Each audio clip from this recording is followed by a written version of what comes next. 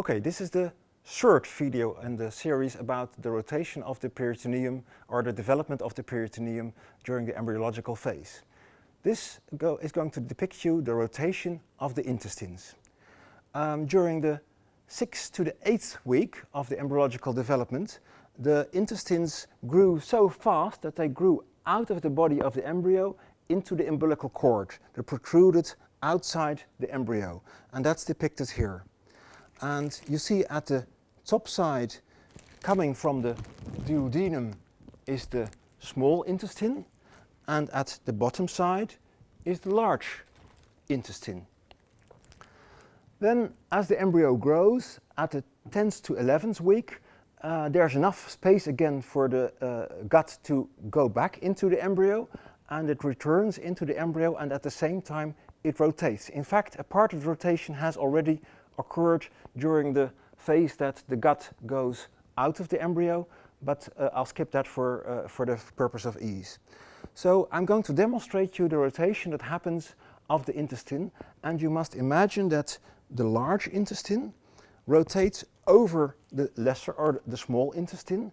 In fact, more precise, it rotates around the superior mesenteric artery, and it rotates in this direction.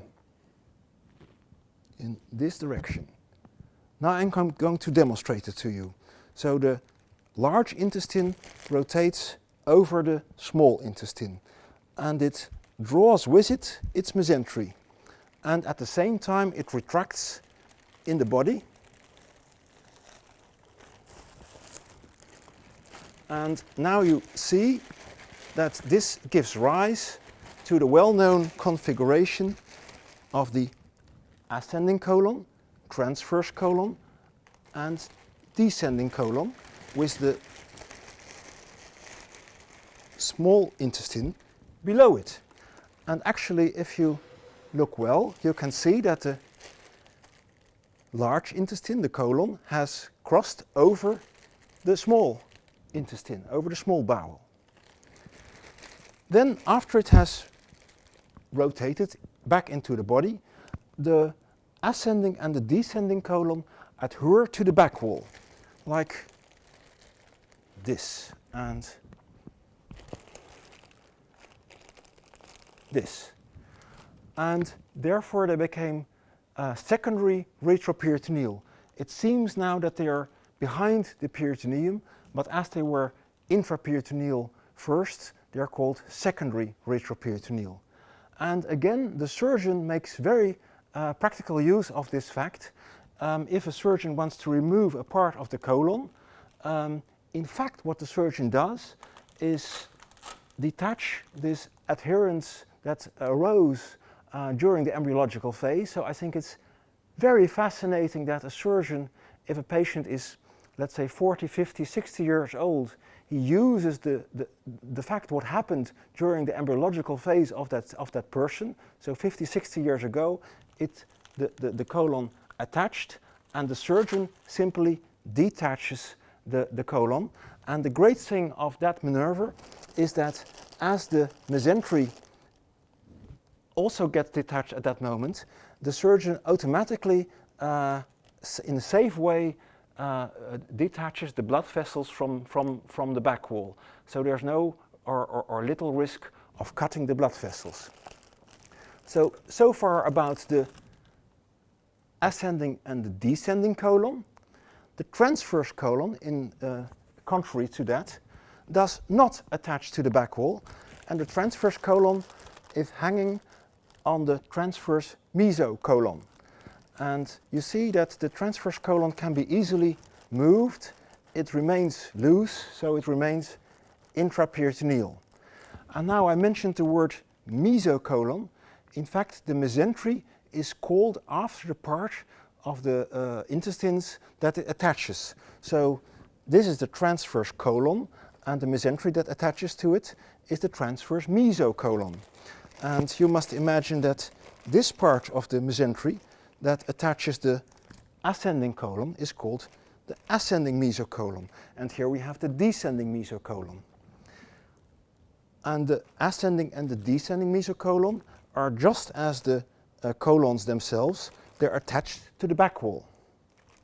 Finally, we have the intestines that are here, the smaller intestines. And as you see, and I'll move over a little bit, as you see, I have to put away all this peritoneum. As you see, the small intestine seems to arise from the depth because it has crossed over behind the colon. So it arises from the depth, and then here we have the small intestine, and that's connected to the back wall via this double layer of peritoneum, this mesentery, and we simply call that the mesentery. And this point where it arises from the depth as a kind of a fountain is a surgical very important landmark, because you can imagine that the surgeon can follow the intestine all the way to there and can't go further, because then the intestine goes into the depths. And that point is called the point of Treitz. And that's also by definition the transition point of the duodenum to the jejunum.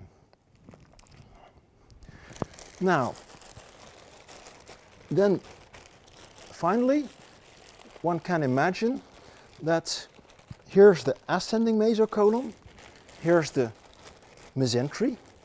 The ascending mesocolon is fixed to the back.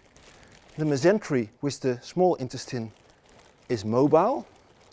And in fact, there's a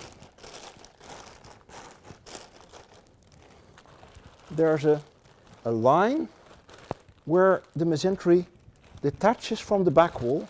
That's this line, an oblique line, running from the point of Treitz to the cecum, the ileocecal junction. And this line is called the root of the mesentery. And that's because it's also the line where the mesentery here more or less bulges out or radiates from the back wall to the intestine. And you must imagine that this line is more or less 20 centimeters long, but the intestine is maybe a couple of meters long. So therefore it's called the root. Okay, so at the end we have the configuration with a descending colon, ascending colon being secondary retroperitoneal, a transverse colon being intraperitoneal, and a small intestine also being intraperitoneal.